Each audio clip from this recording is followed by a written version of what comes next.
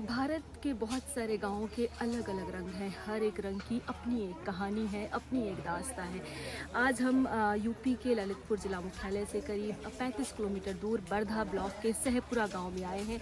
ये सहरिया आदिवासी बाहुल्य गांव है।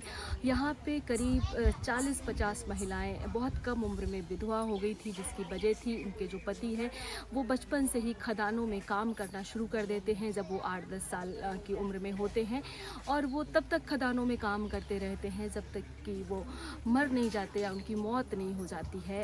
यहाँ पे हालांकि खदानें कुछ साल पहले बंद हो गई हैं, पर जो उसका असर है वो अभी भी देखने को मिल रहा है।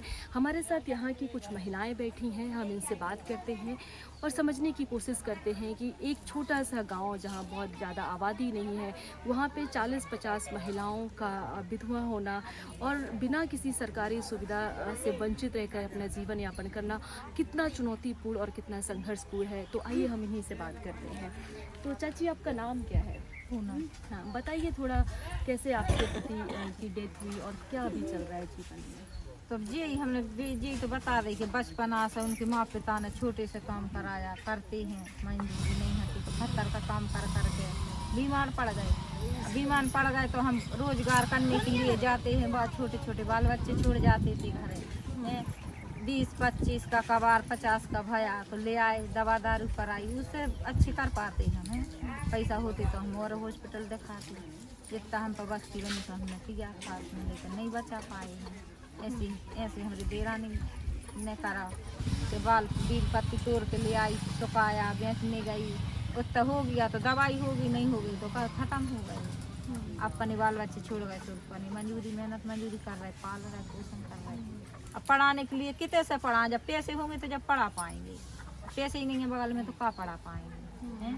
तो यही तो सबरी प्रॉब्लम यहाँ है। और आपके यहाँ भी कितने लोग आपके गांव में हैं जो महिलाएं विधवा हैं, और कैसे उनका जीवन चल रहा है? क्या आपके जीवन कैसे चल रहा है? ऐसे ही चल रहा हो कि मंजूरी कर ले आते हैं, 2-4 महीना के लाने कट जाते हैं, 2-4-10 दिन के लाने आ जाते हैं, ले बढ़ा जाते हैं खर्च पानी के लिए, फिर कट जाते हैं बाहर।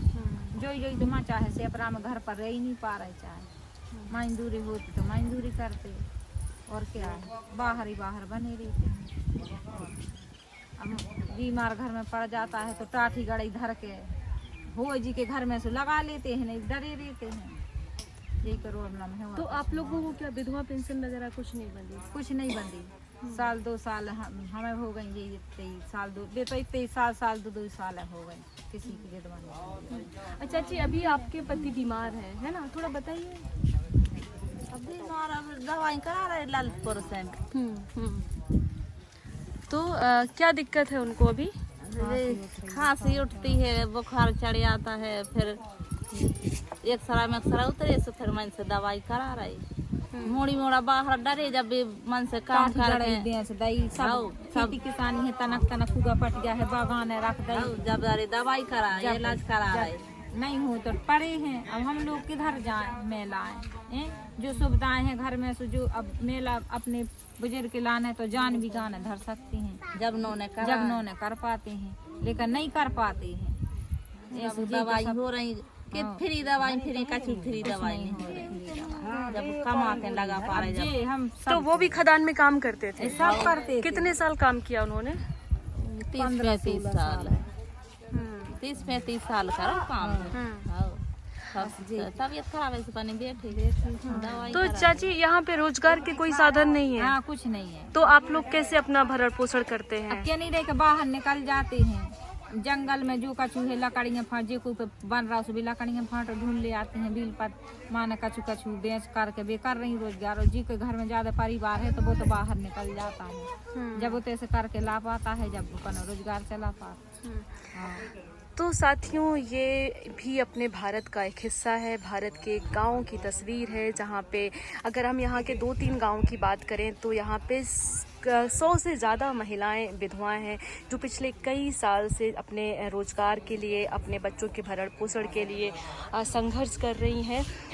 तो हम जल्द ही ये पूरी कहानी आपको सीड्स ऑफ रूरल इंडिया के यूट्यूब चैनल पर दिखाएंगे, तो आप बने रहिएगा हमारे साथ। अगर आप इस कहानी को जिम्मेदार अधिकारियों तक पहुंचा सकें जो इसके जिम्मेदार हैं, ताकि इन महिलाओं को कुछ सरकारी मदद मिल सके, तो इसे ज़रूर शेयर करिएगा।